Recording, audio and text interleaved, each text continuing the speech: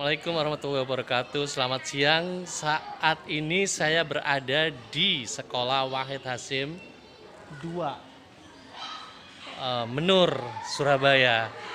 Kali ini saya akan menemuin seorang kiai, orang tua, ketua yayasan dan banyak seabrek daripada prestasinya beliau, yaitu Kiai Haji Amrozi Hudayah. Yuk kita ke ruangannya.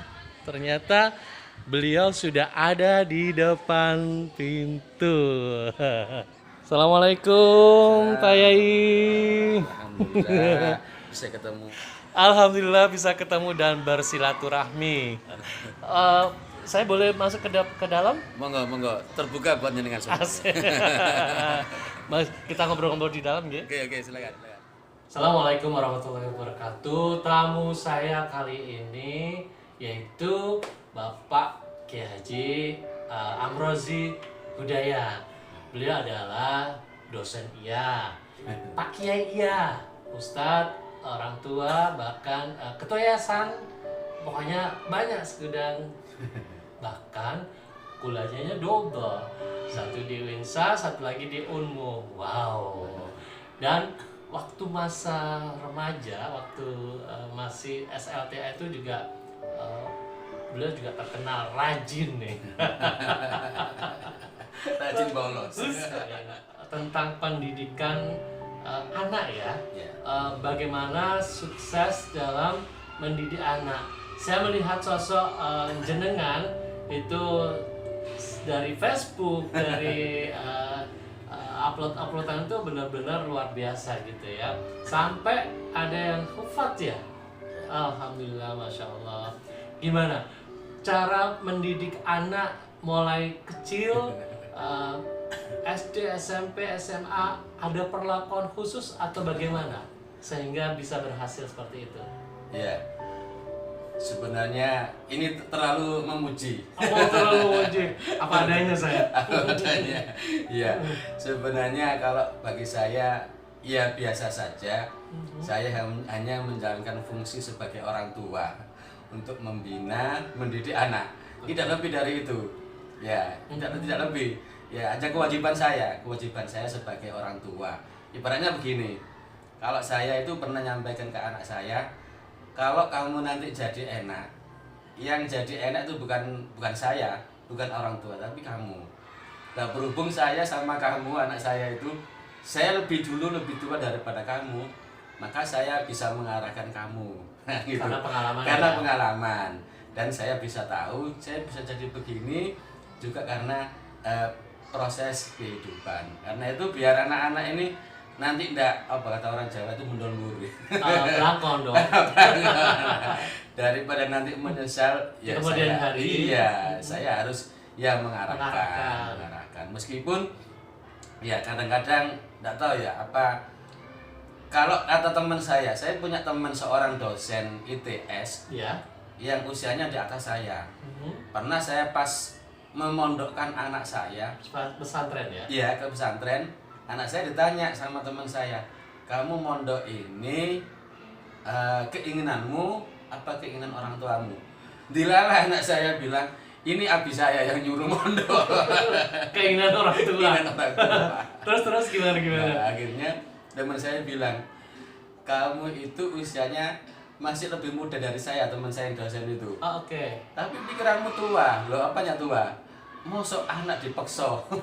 Seperti itu. Anak dipaksa. Oke. Iya. Terus saya hanya bilang begini, bukan saya maksa. Anak itu tadi itu masih dalam tanggungan saya. Saya bukan memaksa, saya hanya memberikan jalan yang baik buat dia, membukakan jalan. Karena saya yang lebih tua dari dia, saya lebih tahu jalan mana yang harus dilewati. Ibaratnya seperti itu.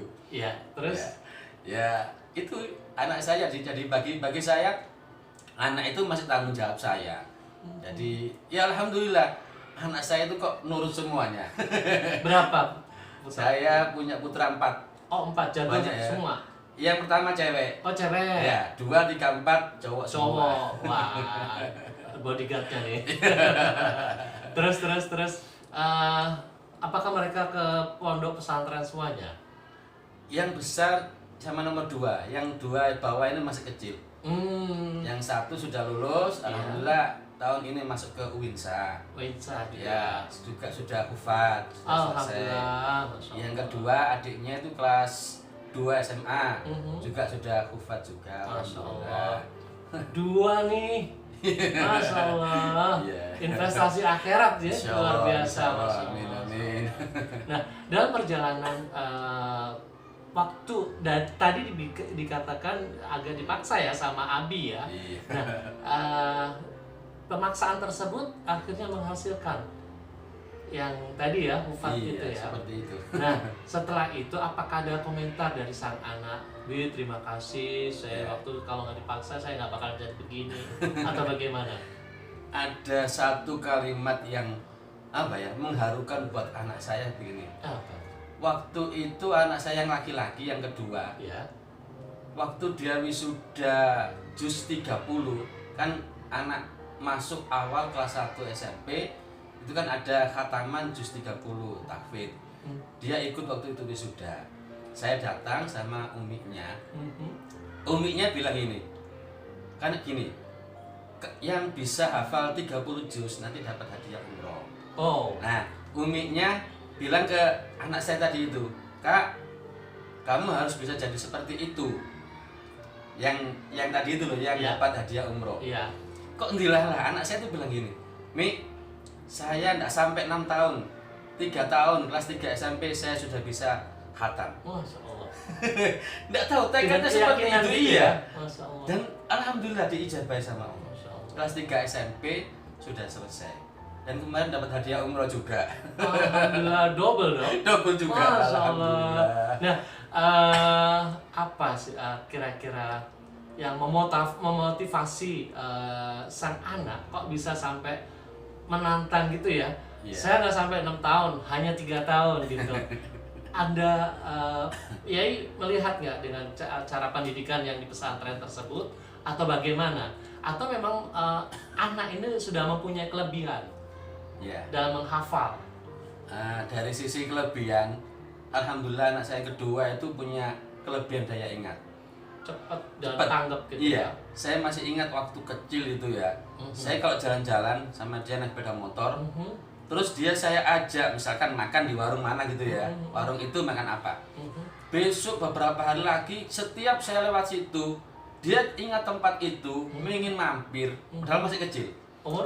Masih sekitar 4 tahun 5 tahun. Oh, masih belum TK ya? Belum nikah, ingin mampir ke tempat itu, dia ingat tempat pernah ke situ dan pernah makan apa, pernah minum apa, yang diminta sama persis.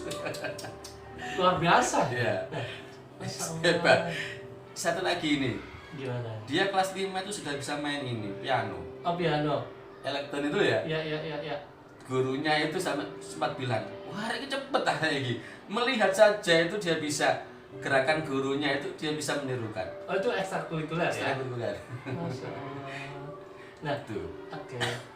Dalam keseharian mulai kecil tuh, apakah ada perlakuan khusus nanti jam sekian harus ini, jam sekian harus ini, begitu?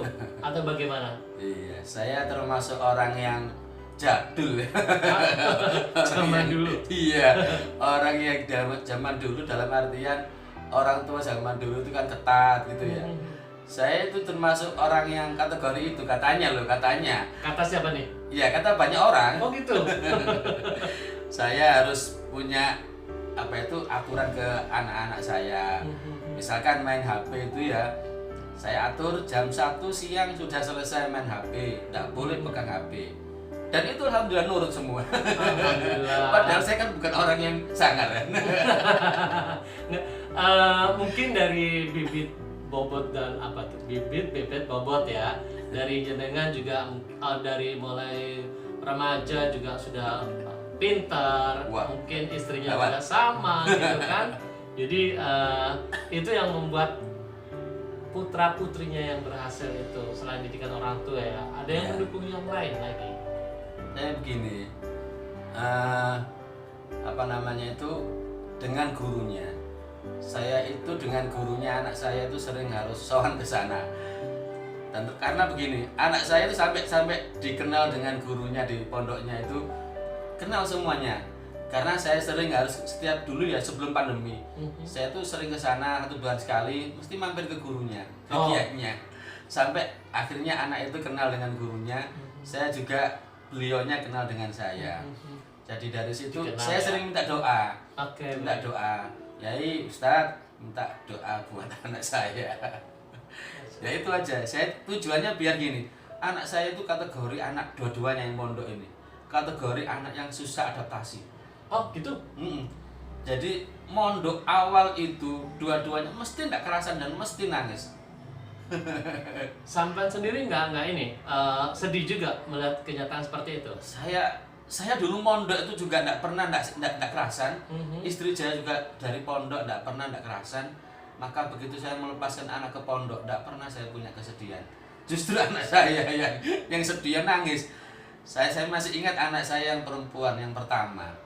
Setiap saya mau pulang dan mengantarkan Sambang gitu ya, mau mengantarkan ke pondok, mobil itu sampai di depannya, nggak boleh pulang. Jangan pulang Abi, jangan pulang Abi. Nangis, Terus gimana? nangis. Dia nangis, tapi nangis. Seorang orang tua. Ya, saya itu kalau seperti itu kadang-kadang juga nangis. Semendal. Iya, semendal. Mamanya gimana? Ibunya? Kalau ibunya itu saya akui, orangnya itu kuat mentalnya. Jadi nggak nangis, nggak ditunjukkan gitu ya. Justru tapi begitu nyampe rumah. Tega. Ibunya itu tega. Tega ya? Iya. Masya Allah. Anak saya kalau misalkan kena hukum, dia nangis, dia minta pulang, malah dimarahi sama ibunya. Kamu kalau dihukum berarti kamu yang salah. Sudahlah, hukumannya apapun terima gitu terima ya. aja. Berarti itu karena ada faktor kesalahan kamu. Logika juga gitu ya, betul. Nggak pernah, istri saya itu nggak pernah kategori kalau anak itu itu dihukum kemudian dia harus membela. Nggak. Saya juga nggak pernah membela anak saya. Terus jarang karepmu, kamu sudah itulah jalani, gitu aja. Berarti yang pertama lulus SD langsung mondok. Sama dua-duanya ya. Dua-duanya lulus SD. Yang sering ada pengaruh itu kan kadang-kadang saya kalau makan itu mesti harus bareng-bareng. Oh, bareng-bareng. Saya satu makan itu meja. iya, satu meja. Itu mas saya tidak ada meja, yang saya seperti ini. Saya makan ya bareng-bareng pagi, terus sama sore. Kalau sebelum maghrib itu kan saya habis asar kan ngaji ya. Sebelum maghrib baru bisa makan bareng-bareng. Itu yang mengesankan buat keluarga. Jadi begitu anak mondok ya sudah tinggal saya sama istri saya sama anak-anak masih kecil waktu itu masih kecil. Sampai sekarang tuh makan bareng itu sering. Jadi memang diutamakan ya seperti itu ya. Iya. Kebiasaan. Terutama makan malam pagi dan malam. Kalau siang kan kadang-kadang nggak pernah ketemu. Nggak pernah ketemu kalau siang. Jadi mendidik anak itu pada intinya ya memang harus tega, mengarahkan yang baik, meskipun itu dengan kata lain pemaksaan, tetapi pemaksaan yang untuk positif ya, untuk masa depan putra putri kita gitu ya. Dan apa yang Anda supaya anak itu bisa kerasan di pondok yang Anda lakukan? Ini saya itu karena kalau ada anak tidak kerasan, teman anak saya tidak kerasan, saya tidak membatasi kamu terus belajar terus, enggak. Kamu kalau misalkan bosen tidak kerasan, wis dolino main yang kamu boleh. Kalau yang cowok loh ya, yang cewek boleh. Dia mau main kemana ke situ, pokoknya di dalam pondok ya. Pondoknya kan luas. Pondoknya itu di daerah mana? Sumeneb. Oh, daerah Madura. Al-Amin. Luas sekali. Lah itu ya mainnya di dalam, tapi kan banyak tempat-tempat di mana-mana. Kalau bosen kan anak menghafal itu kan bosen kan? Iya, boring gitu. Iya, boring.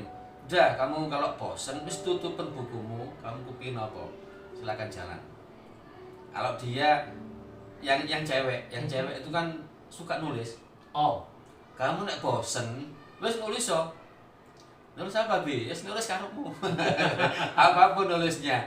Nanti kalau misalkan kamu sudah lulus atau pulang, tulisanmu kamu ketik di laptop bisa, nanti suatu saat kamu akan punya kenangan tulisan.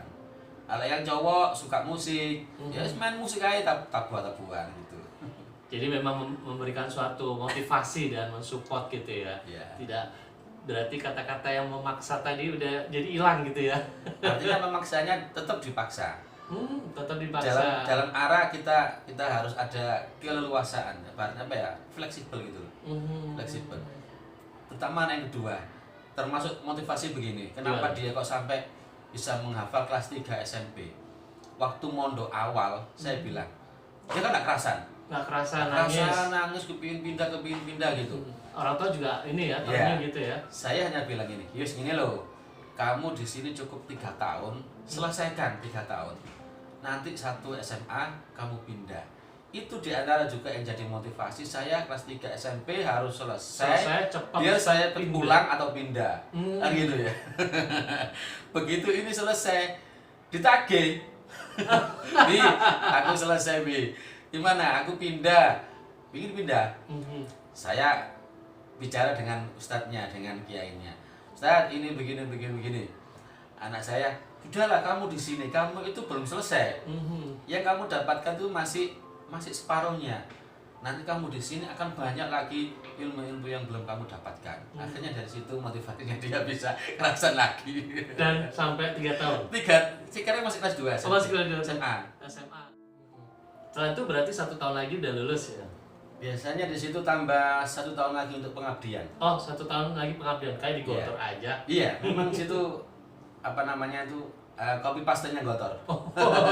Berarti 2 bahasa juga ya? 2 bahasa. Ya, bukan 3 bahasa. Bahasa Arab. Nggak boleh bahasa daerah di situ. Oh, nggak boleh ya? Nggak boleh. Jadi 2 itu. Iya. Terus kalau seperti copy paste Gotor berarti bisa juga ada kemungkinan keluar negeri ya, melanjutkan. Banyak temannya yang melanjutkan ke luar negeri.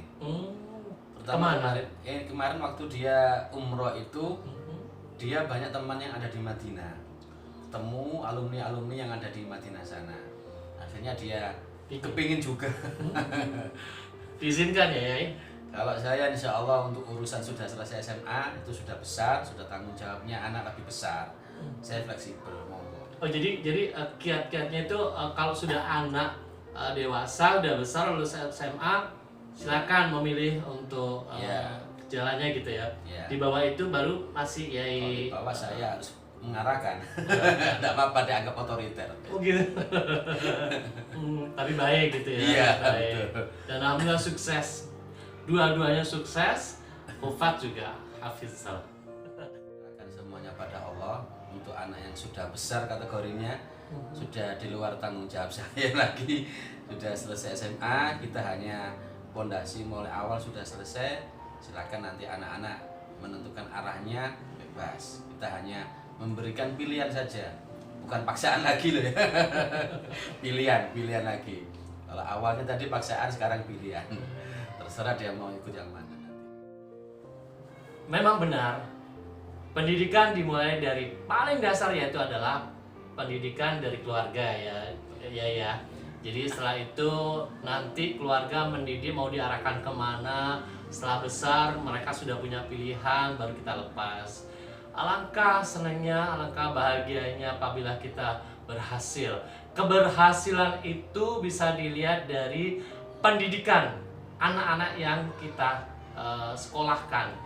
Dengan karya, dengan prestasi yang dia banggakan untuk kedua orang tua maupun agama maupun bangsa. Nah, itu ukuran daripada suatu keberhasilan orang tua dalam mendidik anak ya. Mudah-mudahan Yai putra-putrinya selalu bisa nantinya mengangkat harkat derajat kedua orang tuanya, agama maupun bangsa. Amin. Terima kasih sudah menyempatkan waktunya buat sama-sama. ngobrol-ngobrol. Lama nggak pernah ketemu soalnya. Lama tak jumpa. Sehat-sehat selalu ya Pak Yai. Mudah-mudahan sukses dalam mengelola yayasan, dalam sebagai dosen juga, dalam mendidik putra-putra bangsa, mencerdaskan anak bangsa. Guru adalah pekerjaan yang mulia. Terima kasih, barokah, sehat selalu buat amin, ya. Amin, insyaallah. Sehat juga buat Mas Jody. Amin, ya rabbal alamin. Terima kasih, mudah-mudahan diberkahi sama Allah. Amin.